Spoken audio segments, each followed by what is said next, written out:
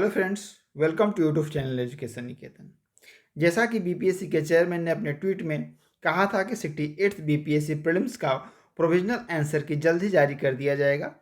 Answer की official website पर upload कर दी गई है, लेकिन इस बार कुछ अलग है आंसर की। यानी कि इस बार आंसर की के साथ साथ कुछ प्रश्नों के आंसर में रिमार्क भी दिए गए हैं कि आखिर ये आंसर अगर ये है तो क्यों ये है।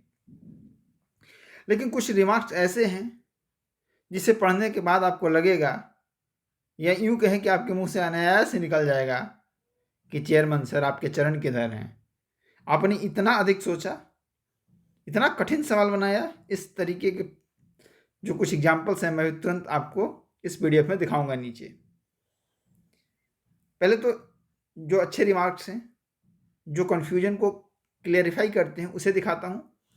जैसे the correct answer is option number A, equality before law was taken from Britain while equal protection of law taken from USA। ठीक है, चलिए अब इनके कुछ बेतुके लॉजिक्स आपको दिखाते हैं।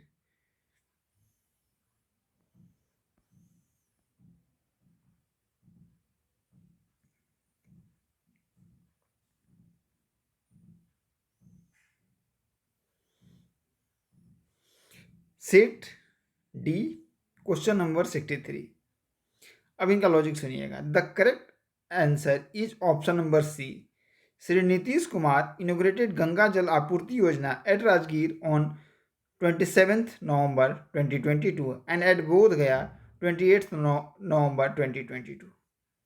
यानी कि अब 27 तारीख को इनोग्रेशन राजगीर में किया है इन्होंने और 28 को बोध गया में किया है, और ये केवल डेट पे एक प्रश्न पूछ रहे हैं।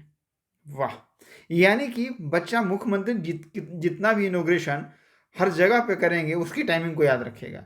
समाधान यात्रा में मुख्यमंत्री दिन किस गांव को गए, इसको अगर क्वेश्चन बनाया जाए इस लॉजिक पे, और इसे कहा जाए कि हमने इस बार का सबसे टफेस्ट और सबसे अच्छा प्रश्न बनाया है, और इसका लॉजिक ये है कि इसका आंसर ये नहीं ये होगा क्योंकि 27 और 28 में 2 दिन उन्होंने उद्घाटन किया और ऐसा ऐसा है।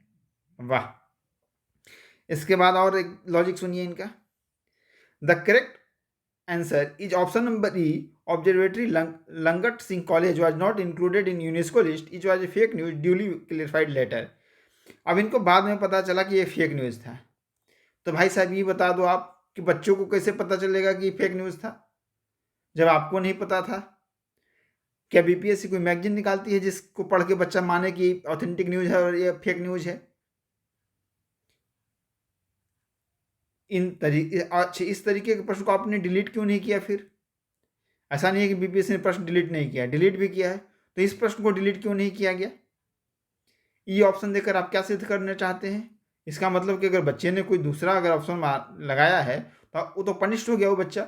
और अगर 1 मार्क्स के लिए अगर वो बच्चे का चयन नहीं होता है तो आप तो उसको मुख्य परीक्षा लिखने का मौका नहीं देंगे। तो इस तरीके से आंसर की के माध्यम से बीपीएससी ने पूरी प्रक्रिया को मजाक बना दिया। ऐसे और भी आपको मैं दिखाऊंगा जिसमें बीपीएससी ने ऐसे ऐसे बेहुदे लॉजिक दिए हैं। कुछ हार्ड वर्ड मैं यूज कर रहा हूँ, लेकिन बच्चों के साथ अगर 1 नंबर से उसका चयन नहीं होता है तो उसका पूरा का पूरा 1 टर्म बर्बाद हो जाता है। 67th में बच्चों ने बहुत कुछ झेला है और 68th में इस तरीके के आंसर की। हमारी मांग है कि इस तरह के जितने भी प्रश्न हैं उसे आप सीधा सीधा डिलीट कर दो। ई ऑप्शन करने से उसका समाधान नहीं होगा, क्योंकि जिन बच्चों ने भी अगर दूसरा आंसर लगाया होगा उनको उसका खमियाजा भुगतना पड़ेगा। इस तरीके के 4 से 5 प्रश्न हैं, आप इन्हें डिलीट कर दीजिए और जो बाकी प्रश्न बचते हैं उन्हीं के आधार पर अंतिम मेरिट का निर्धारण किया जाए, ताकि किसी भी बच्चे के साथ कोई भी पार्शलिटी ना हो। जो ऑफिशियल आंसर की है, अगला प्रश्न है जिसका कि बीपीएससी ने रिमार्क दिया है। The correct answer is option number A. The question is about the highest FDI recipient state amongst the following, that is amongst the given list of the states only and not amongst the all the states of India. Amongst all the states of India, answer would have been Maharashtra, but as asked in the question amongst the given list of states, correct answer is Karnataka। चलो इस logic को माना जा सकता है, accept किया जा सकता है कि जो राज्यों की सूची दी गई है उसी में आपको बताना है कि किसने हाईएस्ट एफडीआई प्राप्त किया है। इसके बाद इस तरीके के लॉजिक 3-4 क्वेश्चन में दिए गए हैं। The correct answer is option number E, all the statement are correct but none of the option is correct. इसी चीज को लेकर मैं बार बार मुद्दा उठा रहा था कि इस तरीके की बीपीएससी जस्टिफाई करने की कोशिश करेगी, और बीपीएससी ने लगभग 5 से 6 प्रश्नों के उत्तर में इस तरीके से जस्टिफाई करने की कोशिश की थी। जब एम्बिग्विटी है, और बच्चों के मन में भी परीक्षा जब वो दे रहे हैं उस समय एम्बिग्विटी थी, क्योंकि डी और ई ऑप्शन ऐसे हैं, और जब आपने 1 एंड 2 वाले क्वेश्चंस बनाए हैं तो वहाँ पर दिक्कत आएगी, और बहुत सारे प्रश्नों को इन्होंने इस तरीके से जस्टिफाई करने की कोशिश की है उस तरीके की समस्या का।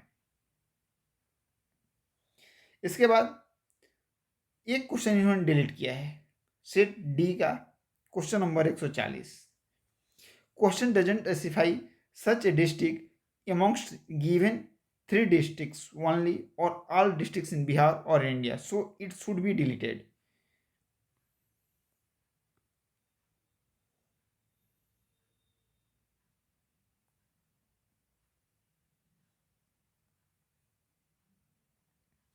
The correct answer is option number D, more than one option are correct. Question number है 138। 148, which of the following were goals the 5-year plans? Growth, modernization, self reliance, literature। अब देखो, इसमें बीपीएससी ने जो आंसर दिया है वो दिया है ऑप्शन नंबर डी, यानी कि more than one of the above.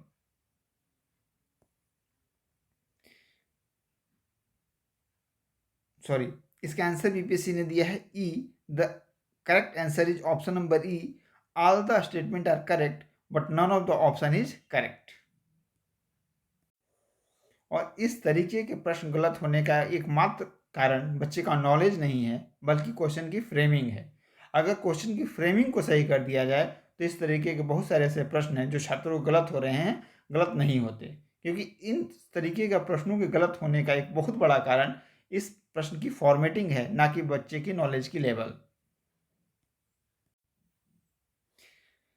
79 number question के आयोग ने लॉजिक दिया है, the correct answer is option number D, both Uttar Pradesh and Jharkhand state have common border with 8 districts of Bihar. We have verified this with maps of these 3 states, where we found that the eastern tip of Katihar district touches the Jharkhand and western tip of the Rohtas district touches Uttar Pradesh. The full list is given below. ये logic सही है आयोग का, और इस आधार पर आयोग ने जो आंसर डिसाइड किया है वो ठीक है। यानी कि ज़्यादातर प्रश्नों को जो रिमार्क दिए गए हैं वो ठीक है, लेकिन कुछ रिमार्क्स ऐसे हैं जिसको कि डाइजेस्ट नहीं किया जा सकता है। तो आप उन प्रश्नों पर 28 फरवरी तक आपत्ति दर्ज करा सकते हैं। आपत्ति की फॉर्मेट आपको पहले से ही पता है अगर आप बीपीएससी एग्जाम देते आए हैं तो।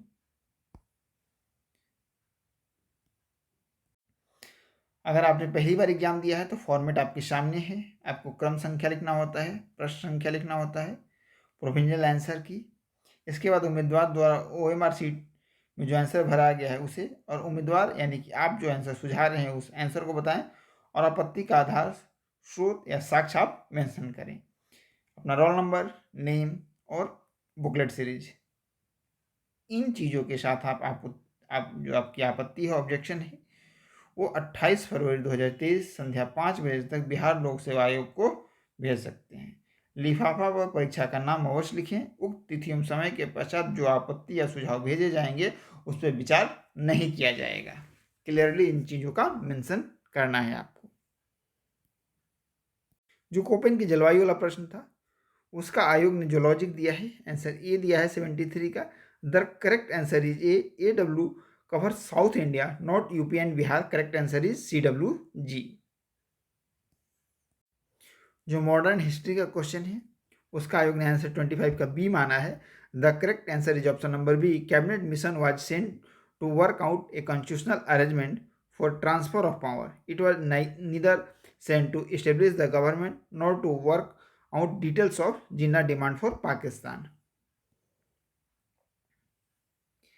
आप आंसर की से जो आपके पास उपलब्ध बुकलेट है, अगर आपने मार्क किया है तो मैच कर लें। जितने अंक आ रहे हैं आपको, जो अभी एक्सपेक्टेड एक पोल चल रहा है बीपीएससी पे, वहाँ पे आप मार्क करें सही से, ताकि उसका जो नतीजा आए वो ठीक आए। या हो सकता है कि बीपीएससी पोल को रिवाइज करें, क्योंकि रिजल्ट आने में अभी विलम्ब है और रिजल्ट और मेंस के बीच में आपको समय बहुत कम मिलेगा। तो आपको लगभग आइडिया अगर मिल जाए कि आपको मुख्य परीक्षा लिखने का मौका मिल रहा है, तो ये आपकी तैयारी के लिए ज़्यादा सही रहेगा। कमेंट सेक्शन में जिन प्रश्नों के उत्तर पर आपका आपत्ति है उसे बताएं, ताकि अधिक से अधिक छात्र उन प्रश्नों पर ऑब्जेक्शन लगा सकें। धन्यवाद।